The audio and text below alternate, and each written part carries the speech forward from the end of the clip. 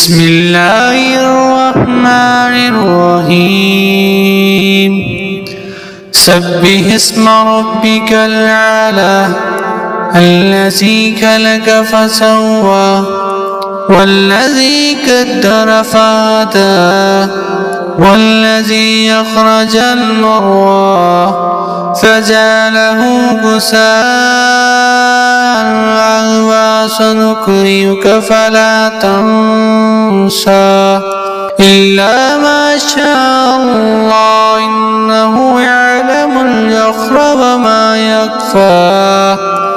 ونيسرك لليسرى فذكر إن نفعت الذكرى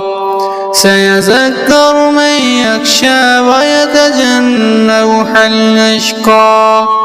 الذي يصلى النار الكبرى ثم لا يموت فيها ولا يحيا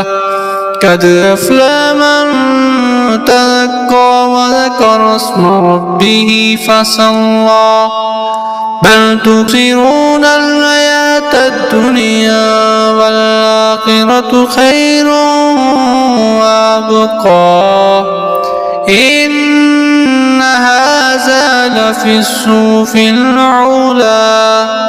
صحف إبراهيم وموسى.